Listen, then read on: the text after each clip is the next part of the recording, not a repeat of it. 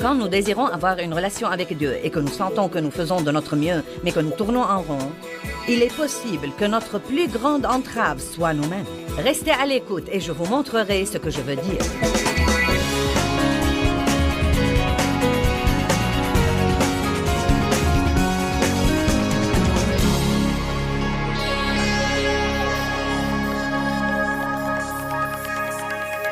Si vous n'apprenez pas à mourir au moi, vous n'aurez jamais vraiment la vie que Dieu veut que vous ayez pendant que vous êtes là. Et je crois que c'est probablement un message qui manque radicalement dans beaucoup de cercles. Je crois que beaucoup de gens veulent vivre pour Dieu, mais ils ne savent pas comment y parvenir. Je ne crois pas qu'ils comprennent ce qui leur arrive quand Dieu commence à s'occuper d'eux, quand il commence à leur demander de s'éloigner de certaines choses ou de sacrifier certaines choses ou quand ils commencent à enlever certaines choses de leur vie ou à les séparer de certaines choses. Et beaucoup de gens s'y perdent et finissent par croire qu'ils luttent contre le diable pendant qu'ils luttent contre Dieu. Et nous devons apprendre que la chair ne va jamais mourir. La chair a une puissance en elle qui est une puissance égoïste, égocentrique. La chair est l'instrument dont se sert Satan pour nous garder piégés dans un style de vie impie. La Bible ne nous dit jamais que la chair va mourir. Elle dit que nous devons mourir à la chair. Le péché ne va pas mourir, nous devons mourir au péché. Ce qui veut littéralement dire que nous devons savoir à quoi dire oui et à quoi dire non. C'est vous qui décidez ce qui va arriver dans votre vie. Les promesses de Dieu sont pour tout le monde. Elles sont pour celui qui veut. Dieu n'a pas de cas spéciaux. Je ne crois pas que les gens naissent avec une cuillère d'argent dans la bouche. Je crois que les promesses de Dieu sont pour quiconque obéit à Dieu. Ce n'est pas toujours facile de faire ce que Dieu veut que vous fassiez. C'est facile pour votre esprit, mais ce n'est pas facile pour votre chair. Et dans Jean 12, 24, qui était le verset de base de notre message ce matin, et je voudrais en fait y revenir de nouveau, car je sais qu'il y a beaucoup de personnes là ce soir qui n'étaient pas là ce matin. Jésus commence à partager quelque chose qu'il considère comme solennel, et je trouve que c'est intéressant. En d'autres termes, il dit, « Maintenant c'est sérieux, je veux que vous m'écoutiez vraiment, je veux que vous m'écoutiez attentivement. » Il dit, « Je vous assure, et je vous dis très solennellement, vous ne trouvez pas que c'est intéressant? Je vous dis très solennellement. Tournez-vous vers la personne à côté de vous, poussez-la très légèrement et dites, c'est sérieux. » À moins que le grain de blé tombant en terre ne meure, il demeure seul. Savez-vous qu'il est possible que vous viviez 80 ans ici et ne jamais être utile à personne? Savez-vous que c'est possible que vous viviez toute votre vie ici et de prendre, et de ne laisser aucun héritage? Il est parfois possible d'exister et de prendre de la place et de s'attendre à ce que tous les autres vous servent, y compris Dieu, et ne jamais faire un effort pour faire une différence dans la vie de quelqu'un d'autre. Mais vous n'êtes pas obligé de vivre comme ça, et si vous le faites, vous n'allez pas être heureux. Les gens égoïstes ne sont pas des gens heureux, les gens avares ne sont pas des gens heureux. Les seuls gens qui sont vraiment heureux sont ceux qui font les choses à la façon de Dieu. À moins que le grain de blé tombant en terre ne meure, il demeure seul, mais s'il meurt, il produit beaucoup d'autres et porte beaucoup de fruits. Et il y a beaucoup d'autres versets. Galates 2:20, Paul dit, « Je suis crucifié avec Christ, et je ne vis plus, moi, mais Christ vit en moi, et ce que je vis maintenant dans la chair, je le vis dans la foi au Fils de Dieu. » Paul dit aussi, « Je meurs tous les jours. » La Bible dit que si nous aimons trop cette vie, nous allons perdre notre vraie vie. Mais que si nous avons l'attitude qu'il faut envers notre vie ici, et si nous ne lui accordons pas trop d'importance, mais que nous focalisons sur la volonté de Dieu, nous aurons une vraie vie, la vraie vie que Dieu veut que nous ayons. J'ai lu ce matin quelques versets où l'apôtre Paul parle de ce processus que les gens devraient suivre, où il dit « La mort opère activement en nous, mais seulement pour que notre vie puisse opérer activement en vous. » Si vous pensez à une graine pour un instant, je porte parfois des graines avec moi, je ne pense pas que J'en ai ici aujourd'hui, mais il y a tellement à apprendre de la graine, car la graine est entourée d'une enveloppe dure, et à l'intérieur, il y a la vie. Si vous prenez une graine de tomate, il y a un embryon de tomate dedans, dans la graine. Mais pour que l'embryon puisse sortir, la graine doit littéralement mourir. Elle doit être mise en terre, dans l'obscurité, dans la terre froide, et elle doit être enterrée et laissée là, toute seule. Et comme elle est dans cette situation qui serait sûrement très pénible si la graine avait des sentiments, peu de temps après, cette enveloppe extérieure commence à se déchirer. Et la vie qui est à l'intérieur de cette graine commence à sortir. Maintenant, exactement la même chose nous arrive. Quand vous êtes régénéré, quand vous recevez le Christ comme votre sauveur, la Bible dit des choses absolument merveilleuses. Elle dit en fait, la Bible amplifiée parle en termes simples. Elle nous dit que la semence du Dieu Tout-Puissant est mise au-dedans de vous. Donc, littéralement, patientez, s'il vous plaît. Quand vous êtes régénéré, vous portez à l'intérieur de vous tout ce que Dieu est, vraiment. Parce que la graine, G majuscule, qui est Jésus-Christ, est plantée dans les entrailles de votre esprit. Quand je suis tombée enceinte de mes enfants, la semence de mon mari a été plantée dans mon utérus, et comme cette semence a été soignée comme il faut, et qu'elle croissait, une nouvelle vie en est sortie. Quand nous sommes régénérés, nous sommes de nouvelles créatures et que les choses anciennes sont passées et toutes choses sont devenues nouvelles. Eh bien vraiment, si vous vous regardez dans le miroir, vous êtes pareil. Mais il y a quelque chose de nouveau qui est arrivé au-dedans de vous. Il y a une nouvelle vie au-dedans de vous. Le royaume de Dieu est au-dedans de vous. Quand vous êtes régénérés, vous avez les choses les plus merveilleuses de Dieu au-dedans de vous. Vous devez en être conscient et ne plus vous incliner devant l'homme extérieur. Romains 8.8 parle de pourvoir aux besoins de la chair. Pourvoir aux besoins de la chair. Avez-vous jamais été à un grand festin? Vous vous asseyez et il y a là une nappe blanche et une serviette et des assiettes en porcelaine et des couverts en argent et vous pouvez demander ce que vous voulez. Vous pouvez simplement dire « Nous avons besoin d'un peu d'eau » et quelqu'un viendra. Oh, j'ai besoin d'une autre serviette ici. Quelqu'un viendra. Puis-je avoir du café? Et quelqu'un viendra. C'est amusant de s'asseoir et d'être servi. Je faisais de ces fêtes-là au début de notre ministère. Nous avions beaucoup de réunions où nous avions des repas et l'assemblée était servie. C'était amusant, mais nous devions toujours payer.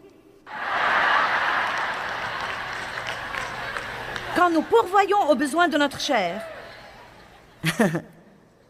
c'est agréable pendant quelque temps, mais vous devez payer à un certain moment. Et je crois que nous devons être le genre de personnes qui sont des investisseurs et non pas des joueurs. Nous ne faisons pas ce qu'il ne faut pas faire en espérant nous en tirer, parce que c'est agréable en ce moment. Mais nous investissons et nous faisons ce qu'il faut faire maintenant, bien que ce soit douloureux, car nous sommes prêts à investir pour que nous puissions plus tard avoir cette vie glorieuse et merveilleuse que Dieu nous a promise. Vous devez vous soucier davantage de plus tard que de cet instant. Ne nous laissons pas de faire le bien, car nous moissonnerons au temps convenable, si nous ne nous relâchons pas. Donc il y a en vous des dons, de merveilleux dons. Je crois que Dieu a mis... Non, mais nous savons qu'il est entièrement en nous, donc je ne veux pas que vous me compreniez mal, mais je crois vraiment que Dieu a mis une petite partie de lui dans chacun de nous. Il a donné à Darlene de chanter et à moi de prêcher. Il a donné à quelqu'un d'autre de faire ce qu'il fait. Dave et moi, nous nous émerveillons tout le temps de la manière dont tout est couvert. Et nous en parlons beaucoup, Dave et moi, ensemble. Tout est couvert. Dieu a donné à chacun de nous le talent pour faire toutes les choses qui devraient être faites sur cette terre. Je regarde certaines des choses que les gens font et je pense, mince alors, j'en mourrais d'ennui. Et ils n'y voient pas d'inconvénient. Dieu a mis quelque chose en vous, vous m'entendez? Dieu a mis en vous une partie de lui, et c'est une partie précieuse. Et pas seulement ça, il a mis en vous le fruit de l'esprit. Quand Jésus vient vivre en vous, la puissance vient vivre en vous, la créativité vient vivre en vous. L'amour et la joie et la paix et la patience, toutes ces choses sont au-dedans de vous. Le mystère des siècles qui est le Christ est en vous. En quelque sorte, il y a un embryon de Christ en nous. La Bible dit que nous devons coopérer avec le Saint-Esprit pour être à l'image de Christ, pour être entièrement transformés à son image, de gloire en gloire en gloire. Si vous pouviez, rien que pour un moment, comprendre ce que Dieu a investi en vous, vous seriez tout excité à l'égard de vous-même et de votre vie que vous pourriez à peine le supporter. Toutes choses sont possibles pour Dieu. Il y a pour vous un avenir merveilleux qui a déjà été acheté et payé. Ne laissez pas votre passé vous entraver. Comment pouvons-nous être vaincus à cause de quelques personnes qui nous rejettent et ne nous aiment pas? Pourquoi laissons-nous les craintes nous contrôler et dominer nos vies? Vous devez savoir qui vous êtes en Christ. En Christ, et non pas qui vous êtes dans le miroir, ou qui vous êtes dans le quartier, ou qui vous êtes dans le lieu de travail. Et si quelqu'un d'autre a eu la promotion que vous méritiez alors? Ce n'est pas ce que vous êtes. Ce n'est pas parce que quelqu'un vous refuse un travail que vous vouliez que vous devez vous sentir vaincu.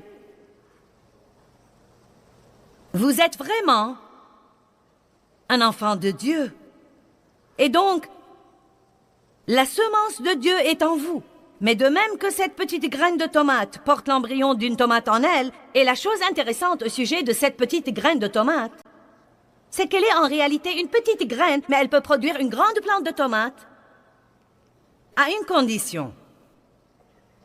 Si elle meurt. Si elle renonce à la vie qu'elle a, et si elle suit le processus,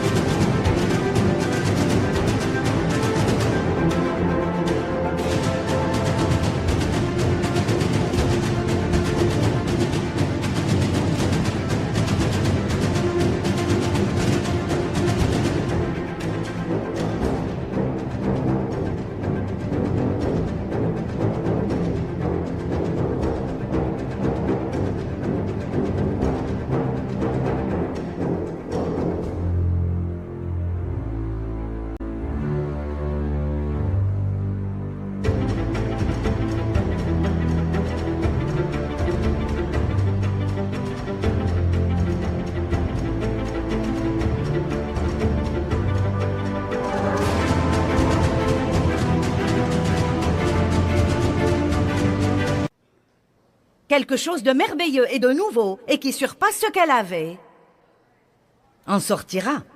Et elle peut en fait devenir non pas une graine laissée dans un paquet, mais une vie pour les autres. Donc Paul dit, cette mort qui opère activement en nous, et il parlait de la mort au moi, de dire non à lui-même quand il le fallait. Il parlait d'obéir à Dieu, de faire les bons choix. Et il disait, pour le faire, il va falloir que vous mouriez tous les jours au moins. Ce qui veut dire que vous ne faites pas à votre idée et que vous restez heureux. Je veux voir des visages qui sourient là-bas. J'ai dit que vous ne faites pas à votre idée et que vous restez néanmoins heureux. Vous gardez une bonne attitude, quoi qu'il arrive, car c'est ce qu'aurait fait Jésus. Vous faites du bien à ceux qui vous maltraitent. Vous pardonnez à vos ennemis.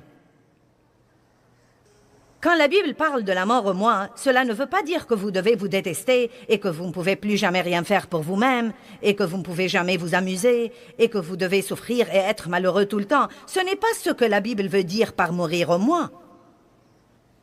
Vous devez prendre soin de vous-même, vous devez investir en vous-même. Vous devez mener une vie équilibrée. Vous devez veiller à avoir un peu d'amusement et de divertissement et un peu de repos. Mais vous ne devez pas vous coucher toute la journée et regarder des feuilletons et manger des beignets. Si vous faites ça, vous faites de mauvais choix et ils produiront la mort dans votre vie. Amen. Tout le monde doit être prêt à suivre le processus. Et il fait mal. Pouvons-nous être sincères et dire « il fait mal » ? Pouvons-nous être sincères et dire « ma chair est vraiment blessée quand je ne fais pas à mon idée » ? Quand Dieu me dit d'aller dire à quelqu'un « je suis désolé » et que je ne pense pas que j'ai fait quelque chose de mauvais pour commencer, mais que je pense en fait que c'est lui qui devrait s'excuser. Maintenant, c'est vraiment, vraiment dur. Mais vous le faites parce que vous aimez Dieu. Et vous le faites parce que vous croyez que c'est sa voie. Et vous en arrivez même au point où vous comprenez, vous devez bien comprendre que Dieu vous coincera parfois dans une situation qui est dure pour vous, qui est vraiment très dure pour vous. Voici ce que j'ai constaté. Quand Dieu commence à s'occuper de quelque chose en moi, et si je ne comprends pas, il commence à amener une circonstance dans ma vie pour s'occuper de moi de l'extérieur. Et la pression de l'intérieur et celle de l'extérieur, et la pression de l'intérieur et celle de l'extérieur, écrase cette chair, et Dieu fait finalement à son idée. Et oh, ce que ça peut être douloureux. Tout dépend du temps qu'il nous faut pour nous soumettre à la volonté de Dieu. Nous chantons « Seigneur, je te livre tout ». Seigneur, je te livre tout. Je te livre tout. Nous devrions faire un disque, Michael et Darlene et moi.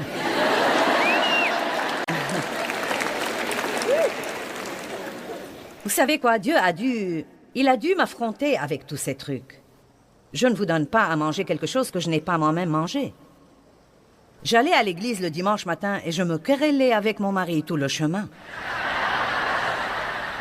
J'arrivais au parking de l'église, je mettais mon masque d'église. Le Seigneur soit loué, alléluia, à lui soit la gloire. Amen, Sir Brown, alléluia, je suis si contente d'être ici. Non, mais je criais et j'acclamais au premier rang, car vous voyez, j'avais ma propre place au premier rang, car j'étais dans le leadership de l'église. Et donc, mon nom était sur mon siège. Personne ne s'asseyait sur mon siège. Si quelqu'un le faisait, il était déplacé. Car vous voyez, j'étais dans le leadership de l'église. Seigneur, je livre tout. Je te livre tout. Et dans la voiture, « Chérie, je n'ai pas envie de cuisiner. Allons au restaurant. » « Oh non, nous ne pouvons pas faire ça. Je veux regarder un match de foot. Je dois rentrer tout de suite car ça a déjà commencé. » Et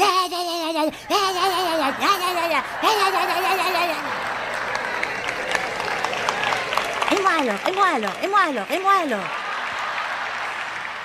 Et moi alors. Allez, vous savez de quoi je parle.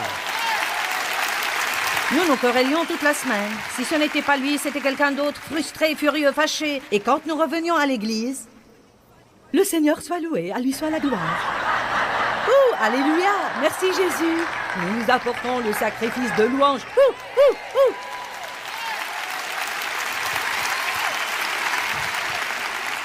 Et ensuite, nous chantions le cantique « Le diable est sous nos pieds, il est sous mes pieds, il est sous mes pieds, le diable est sous mes pieds. » Ouh, ouh, ouh.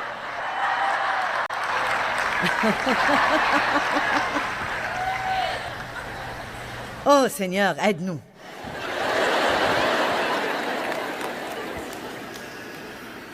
Je dis toujours que j'ai réprimandé le diable jusqu'à ce que mes réprimandes fussent épuisées. Et le diable gérait toujours ma vie. Et j'étais finalement sérieuse avec Dieu. Et j'ai dit, qu'est-ce qui ne va pas? J'ai participé au séminaire de la guerre spirituelle. Et au séminaire de la prière d'intercession. J'ai les bandes et les livres de tout le monde. J'ai le t-shirt. Et je n'ai toujours aucune victoire. Et Dieu m'a dit ce qui n'allait pas. Tu es pleine de toi, tu es égoïste, égocentrique, manipulatrice et autoritaire. Tu es lunatique. Tu es critique, tu juges les autres. Tu as une mauvaise attitude. Ce n'était pas une très bonne journée pour ma chère. Je suis là pour vous dire que ce n'était pas une bonne journée pour moi. Mais vous savez quoi? Ce jour-là était le début d'une vraie vie pour moi parce que j'avais assez enduré que j'étais finalement tout à fait prête à écouter Dieu. J'ai dit que j'avais assez enduré. J'avais tourné autour de la montagne assez de fois que je ne voulais absolument pas un tour de plus. Et donc j'ai dit, Seigneur, dis-moi la vérité et qu'on en finisse. Et Dieu m'a dit clairement, tous tes problèmes ne sont pas de la faute de quelqu'un d'autre et tu dois prendre la responsabilité de ton comportement et tu dois commencer à grandir.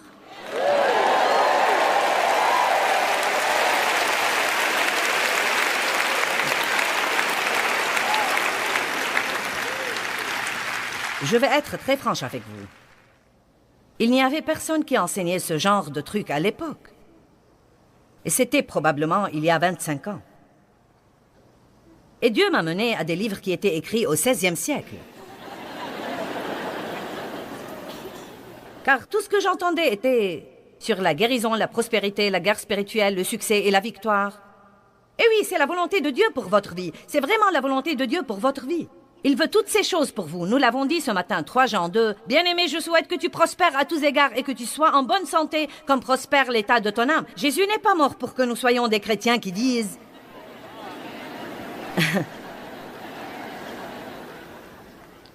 J'étais un malheureux pécheur, maintenant je suis un malheureux chrétien.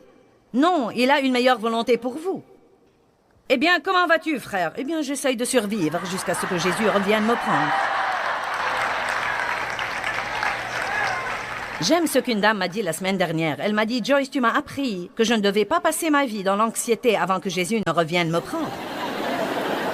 Et j'ai trouvé que c'était une bonne façon de dire qu'il y a une vraie vie pour vous et qu'il y a une vie en vous. Et si vous mourrez au moins et si vous laissez cette vie se manifester, vous aurez non seulement un excès de joie et de paix, mais vous serez un atout et une bénédiction pour de nombreuses personnes. Dieu peut vous utiliser pour changer la vie des autres.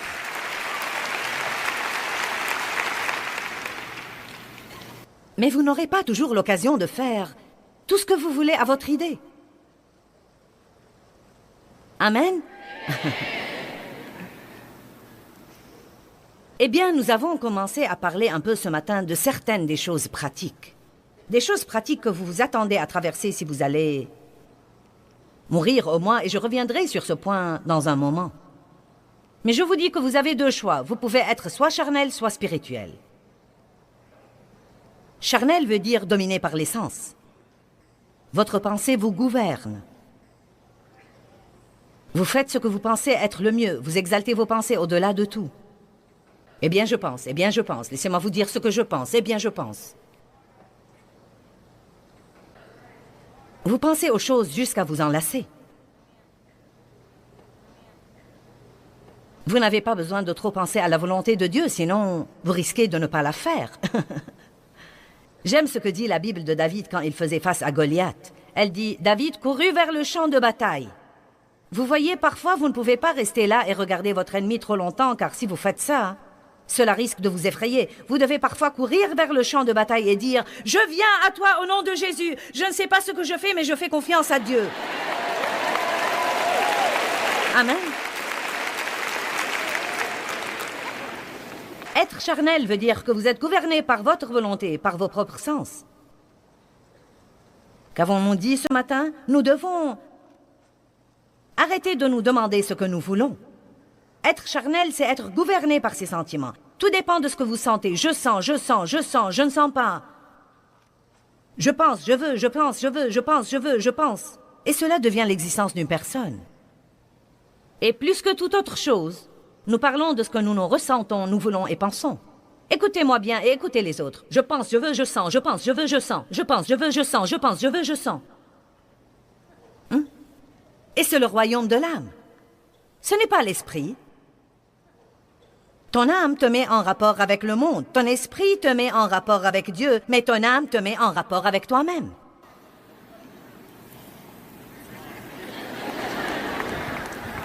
N'organise pas une réunion avec toi-même pour découvrir si tu veux aller à l'église ou non, ou pour découvrir si tu veux donner cette offrande supplémentaire.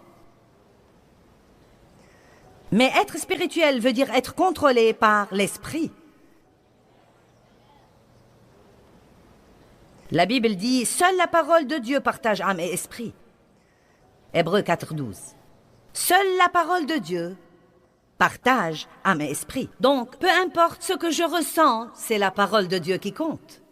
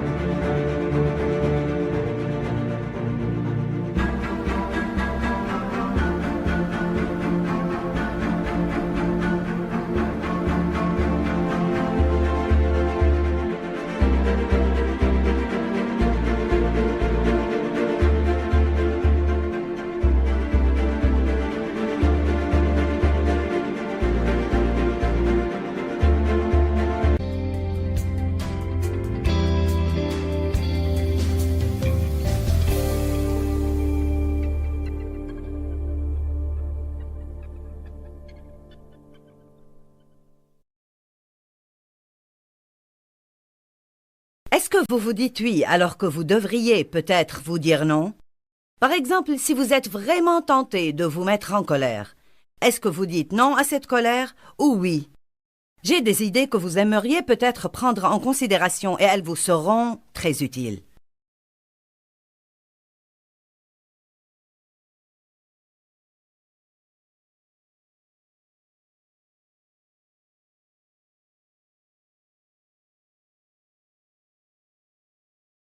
Je sais qu'il y a beaucoup à saisir, mais vous devez commencer à coopérer davantage avec le Saint-Esprit pour arrêter de vivre dans le royaume de l'âme. Étudier la parole de Dieu et décider de vivre selon la parole. Racontez à Dieu ce que vous ressentez, mais ne vous inclinez pas devant vos sentiments. J'aime Luc chapitre 5. Les disciples péchaient et ils n'ont rien attrapé et ils sont descendus au rivage et ont lavé leurs filets. Et c'était un travail très épuisant, laver ces grands filets. Ils n'avaient pas beaucoup d'équipements sophistiqués comme nous en avons aujourd'hui. Et ils avaient pêché toute la nuit, vous comprenez, et ils n'avaient rien attrapé. Et Jésus leur est apparu et a dit « Avancez en pleine eau et jetez vos filets pour pêcher. » Tout le monde voudrait une prise entière, un chargement de camion, un camion à benne rempli de bénédictions déverse sur moi, Seigneur. Ils ne voulaient pas attraper de poissons, ils voulaient une barque remplie de poissons. Ils voulaient une prise de poissons, mais ils n'ont rien attrapé. Combien de gens dans la vie cherchent des bénédictions, mais ils n'attrapent jamais rien? Quoi qu'ils fassent, ça ne marche pas. Ils gagnent un peu d'argent et ils s'évaporent. Jésus a dit à Pierre, « Vous ne pêchez pas dans une eau assez profonde. » Eh bien, si vous voulez vraiment la vie, que Dieu a envoyé son Fils mourir pour que vous l'ayez, vous devez vivre un peu plus profondément. Vous devez vivre plus profondément. Et le royaume de l'âme n'est pas assez profond. Ne vivez pas d'après ce que vous voulez et ressentez. Vous devez vivre plus profondément que le niveau de l'âme. Vous devez dépasser tout ça et découvrir ce qu'il y a dans votre esprit. Et quand vous faites ça, vous aurez mal parce que vous devez vous dire non. Est-ce que vous me suivez? Vous comprenez où nous en sommes?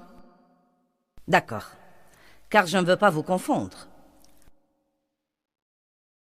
Donc, c'est intéressant dans Luc 5, il s'agit des 7 premiers versets, car Pierre commence à raconter à Jésus tout ce qu'il avait dans son âme. Eh bien, nous avons péché et nous n'avons rien attrapé. Nous sommes épuisés.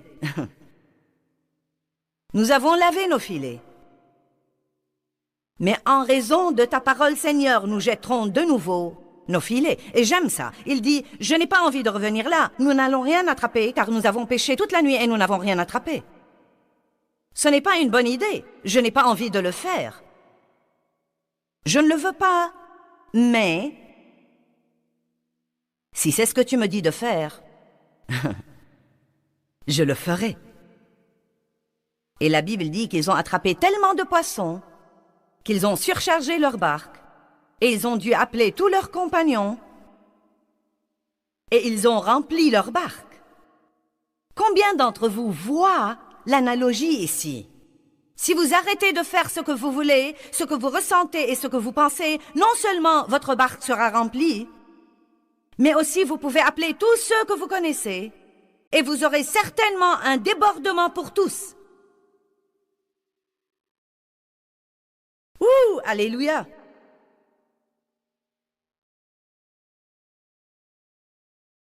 Oh, j'aime ça. Je crois que ce message est le genre de message qui est vraiment très nécessaire pour les gens, car ce n'est pas aussi simple que répondre à un appel d'hôtel puis commencer à croire Dieu pour des bénédictions. Écoutez ce que Jésus a dit. Si vous voulez être mes disciples, vous devez prendre votre croix et me suivre. Et la Bible amplifiée nous explique ce qu'est cette croix. Elle parle en fait de ne pas mener une vie égoïste et égocentrique, où il ne s'agit que de nous, où il ne s'agit que de moi. Jésus vient partager. Hébreux 4 dit que la parole de Dieu partage âme et esprit. Jean 15 dit que Jésus coupe des choses, qu'il émonde des choses. Maintenant, l'émondage peut vous avoir l'air d'un mot doux, mais si j'avais des cisailles ici, vous changeriez d'avis. Et j'ai tout cet équipement à la maison, mais je ne sais jamais exactement quelle direction prendra le sermon. Et je ne savais pas que j'irais dans cette direction. Je ne les ai donc pas apportés, mais c'est un très bon petit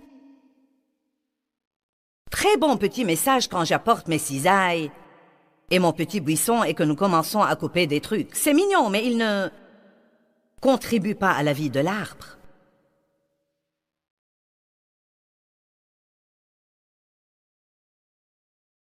Jésus dit, si vous ne portez pas de fruits, je vous couperai.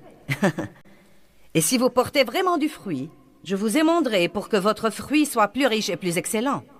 Donc, j'ai finalement compris, vous serez émondés si vous portez et émondés si vous ne portez pas. En d'autres termes, si vous allez servir Dieu, il n'y a pas moyen de fuir les cisailles. Ce n'est pas possible de les fuir. Vous ne pouvez pas éviter ce processus. Vous devez inévitablement suivre le processus et Jésus vous changera de gloire en gloire, en gloire, en gloire. Il vient séparer et partager. Parfois, Dieu éloigne des personnes de notre vie. Parfois, il fait tout pour vous éloigner de certains groupes. J'ai dit ce matin que quand Dieu a vraiment touché ma vie en 1976 et que j'ai reçu son appel sur ma vie, j'ai été chassée de mon église. J'ai perdu mes amis. J'ai été bannie de la famille. J'essayais de suivre Dieu et tout le monde en était fou de rage.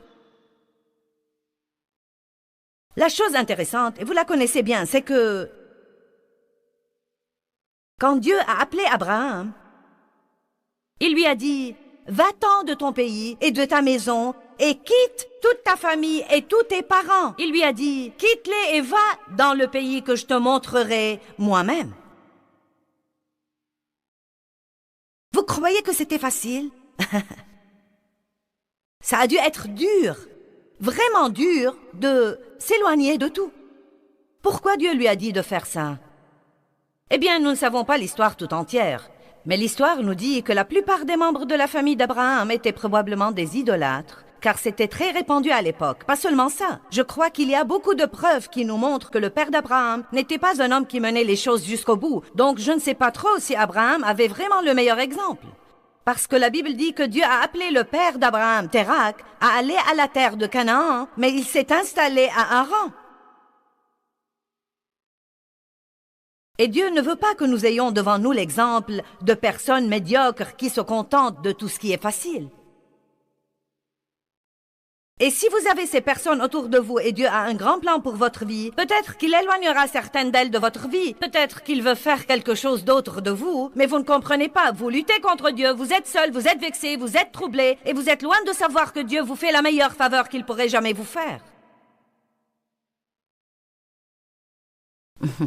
Allez maintenant. Amen. Je prêche bien, merci Joyce, je vais continuer.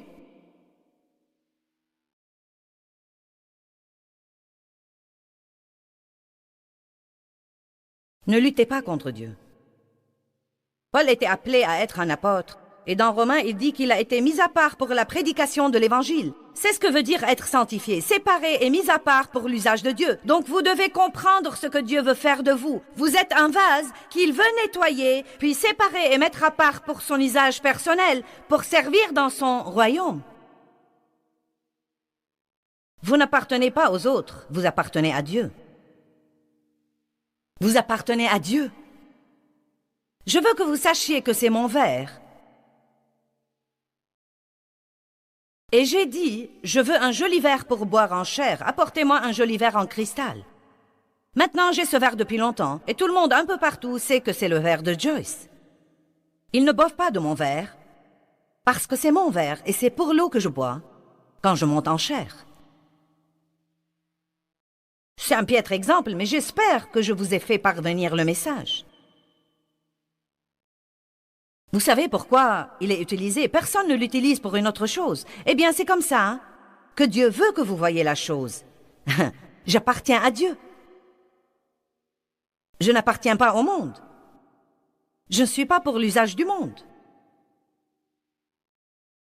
Je suis mis à part pour l'usage de Dieu. Oh oui, c'est un peu dur parfois de ne pas s'impliquer dans toutes les autres choses qui arrivent à tous les autres, mais... Oh mince alors. Si vous voulez être vraiment heureux... Eh bien, vous savez, et les choses pratiques sur la mort au moins. Nous en avons couvert 2 ce matin. Comme je l'ai dit, ça ne veut pas dire être malheureux et ne jamais s'amuser et ne jamais porter de belles couleurs et ne jamais aller quelque part... et ne jamais s'arranger soi-même. Eh bien, vous savez, ce n'est pas exactement ça que de mourir au moins. C'est des choses auxquelles Dieu ne nous a jamais appelés.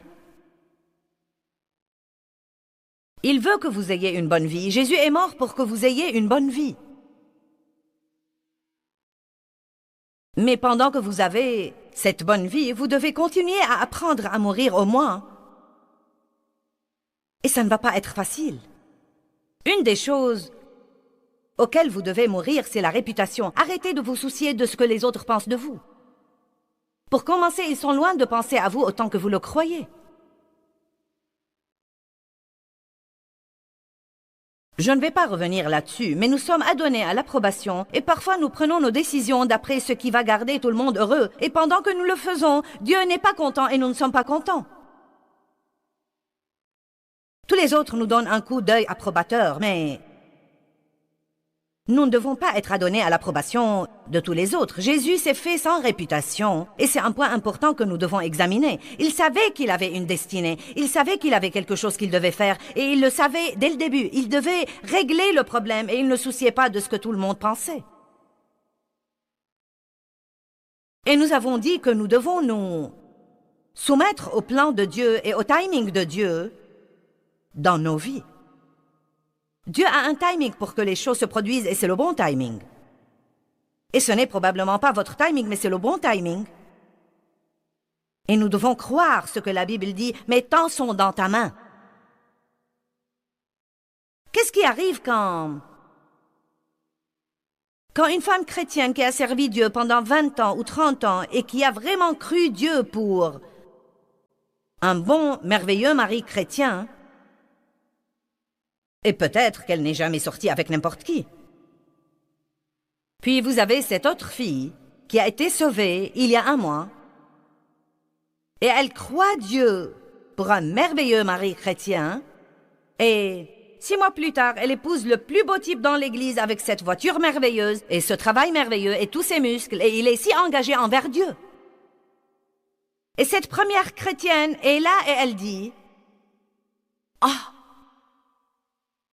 qu'en est-il de moi ?» Et croyez-moi, ça ne sert à rien d'essayer de comprendre. Tout ce que vous allez faire, c'est de vous vexer. J'ai dit, tout ce que vous allez faire, c'est de vous vexer et vous allez en même temps vous fâcher contre elle. Et en plus, elle va vous demander d'être sa demoiselle d'honneur au mariage. Et vous vous dites, si je dois assister à un mariage de plus, je ne pense pas que je peux le supporter. Si je dois sourire encore une fois et dire « Dieu soit loué, je suis heureuse pour toi ». Et je sais que ce n'est pas facile. Mais ne vous creusez pas la cervelle pour quelque chose comme ça. Dites tout simplement « Dieu, je te fais confiance, tu as un plan pour moi. Et tu vas perfectionner tout ce qui me concerne et mes temps sont dans tes mains. » Nous devons nous soumettre à la volonté et au plan de Dieu. Nous devons apprendre à obéir à Dieu, et une partie de l'obéissance à Dieu, c'est de se soumettre à l'autorité terrestre sous laquelle Dieu vous met. Oh, mince alors! Si vous voulez tuer quelque chose, vous devez normalement avoir quelques outils.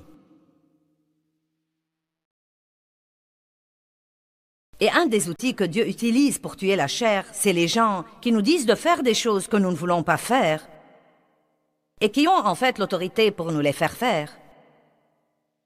Et mince alors ce que ça détruit la chair. Allez maintenant. Je vous ai dit ce matin quand j'ai pris la parole, j'ai dit qu'essayer d'apprendre à me soumettre à mon mari était une des choses les plus dures que j'ai jamais faites dans ma vie. Non pas qu'il était difficile à vivre, mais parce que j'étais insoumise. Et que je ne voulais que personne me dise quoi que ce soit. Peu m'importait qu'il ait raison, je ne voulais pas être menée par le bout du nez. J'ai été maltraitée par un homme dans mon enfance. Mon père a abusé de moi sexuellement et il était très méchant et manipulateur et autoritaire. Et je m'étais juré que quand je m'en irais, personne n'allait jamais plus me dicter ce que je devais faire dans ma vie. Et je me le suis promise pendant des années. Et quand j'ai finalement compris que ce n'était pas la volonté de Dieu, il y avait des choses dans la chair de cette femme qui devaient être brisées. Et comme je l'ai dit ce matin, je me rappelle que je souffrais tellement pour de simples petites choses que Dave me demandait de faire ou de ne pas faire. Et croyez-moi, je me déchaînais. Vous savez quoi? Plus vous êtes insoumis dans votre chair, plus vous vous déchaînez.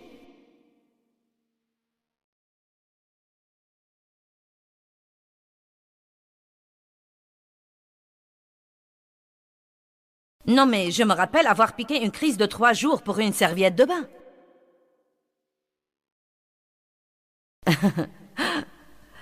Et j'avais l'appel de Dieu sur ma vie et j'enseignais déjà une étude de Bible tout entière. Et Dieu m'avait appelé à prêcher l'évangile au monde. Écoutez, j'en avais la graine dans mon esprit. Mais vous savez quoi? Ce qui était en moi ne pouvait pas se manifester à moins que la chair n'ait été brisée. J'avais un embryon de grandeur en moi. Mais il n'allait jamais se manifester tant que je piquais des crises de 3 jours pour une serviette de bain. Y a-t-il quelqu'un dans la salle?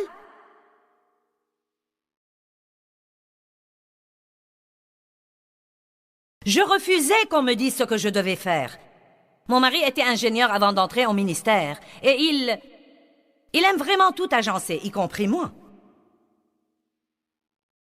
Non, mais il pense vraiment à des choses auxquelles je ne pense jamais. Et vraiment, ce sont de bonnes choses ou des choses qui me protègent, mais je ne suis pas... C'est comme... Il me disait, par exemple, ne sors pas de la baignoire comme ça.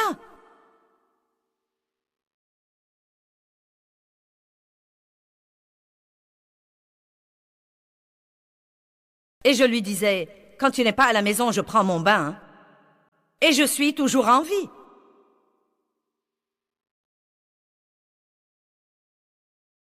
Et vous savez, non mais son cœur est juste. Il a en lui cette attitude protectrice qu'un homme devrait avoir envers sa femme. Mais à cause de ce que j'avais en moi, je ne la considérais pas comme un témoignage d'amour. Je la considérais comme s'il me dictait ce que je devais faire.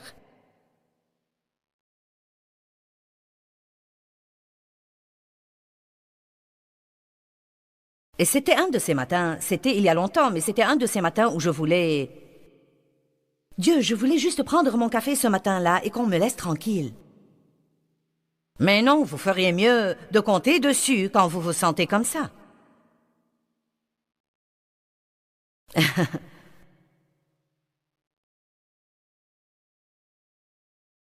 Mince alors. J'ai donc commencé, j'étais sous la douche et j'avais jeté ma serviette sur le siège. Le siège là, la douche ici. Et Dave n'avait pas encore fixé le porte-serviette que je lui avais demandé de fixer depuis une éternité. Et donc je ne pouvais pas accrocher la serviette sur la porte, parce qu'il n'y avait pas de porte-serviette sur la porte. Donc je l'ai mis sur le siège. J'étais sous la douche. Je suis sortie, j'ai marché sur le plancher et l'eau ruisselait. J'ai pris ma serviette. Dave m'a vu. Tu ne devrais pas mettre ta serviette là.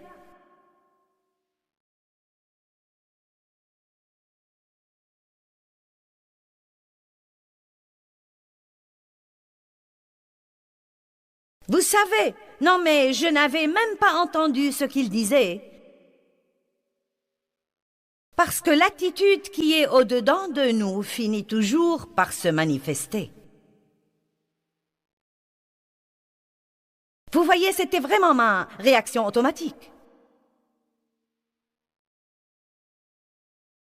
Eh bien, quel mal y avait-il à mettre ma serviette là? L'eau ruisselle de toi sur le plancher, j'ai dit c'est la salle de bain. Et pas seulement ça, si tu avais fixé le porte-serviette sur la porte comme je t'avais demandé, ça n'aurait pas été un problème. Vous voyez tout de suite, quand nous sommes insoumis, ce n'est pas de notre faute et n'essayez pas de nous dire que c'est de notre faute car c'est de votre faute.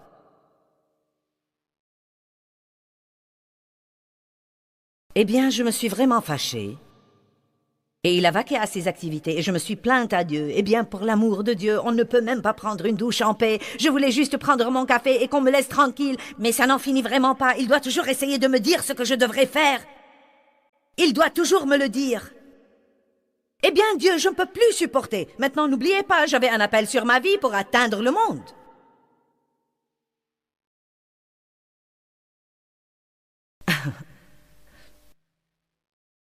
Et j'avais un ministère. Et vous savez quoi? Si j'étais restée dans cette condition, j'aurais toujours eu un petit ministère. Tant de personnes prient pour agrandir leur ministère et améliorer leurs finances. Et Dieu vous a demandé de faire quelque chose qui implique mourir au moi et crucifier votre chair et vous n'avez même pas commencé à faire ce qu'il vous a demandé de faire. Allez maintenant. Nous prêchons bien ce soir. Et je me rappelle un matin où je priais pour agrandir mon ministère et j'avais participé au séminaire de la prière d'intercession. J'avais participé au séminaire de chasser les démons et au séminaire de la guerre spirituelle et je l'appliquais comme il faut. Je te réprimande, Satan, au nom de Jésus, je suis une enfant de Dieu et j'ordonne à ce ministère de grandir.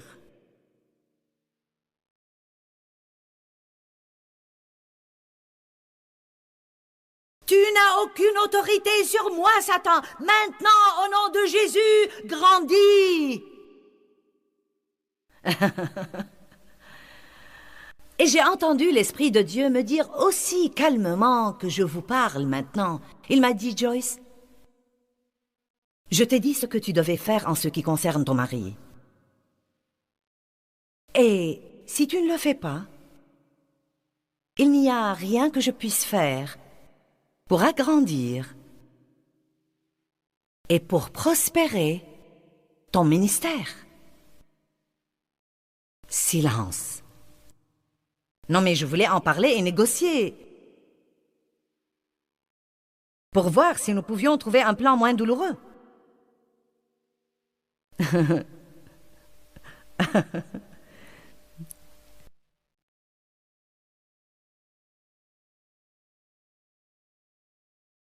Mais laissez-moi vous dire quelque chose. Quand Dieu en finit, les cisailles sont là. Whack!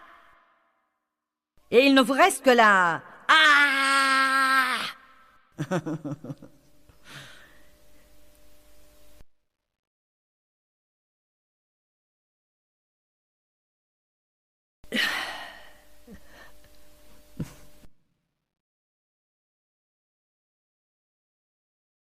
Je ne sais pas sur quel plan Dieu s'occupe de vous, mais... Certains n'obéissent même pas aux panneaux de limitation de vitesse.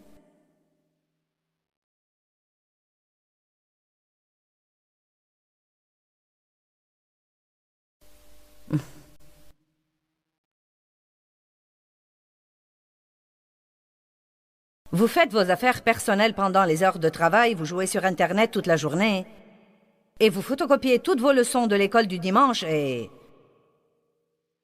Quand Dieu établit votre culpabilité, vous dites « Il ne me paye pas assez de toute façon ». Vous savez quoi? Vous pouvez garder votre petite vie...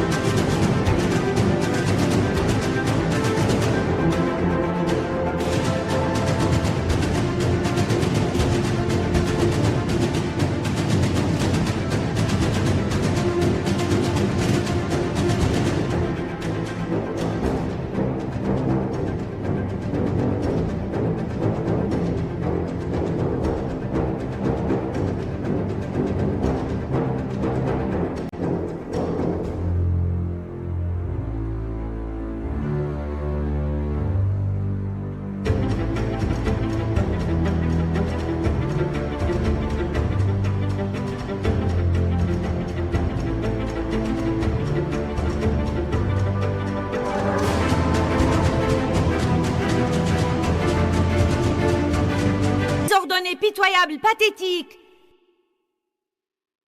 Bien que Dieu vous réserve une vie formidable, grande et merveilleuse.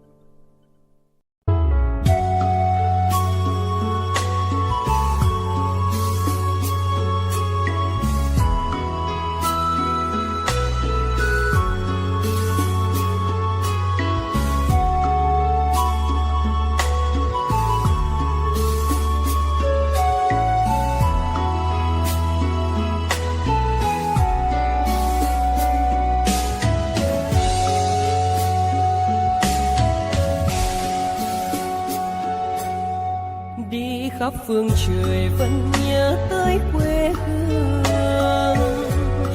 Người về đây thăm làng trù quê mẹ và làng sen quê cha, xúc động bồi hồi người rơi giọt lệ, thương mái nhà tranh thương đất mẹ nghèo.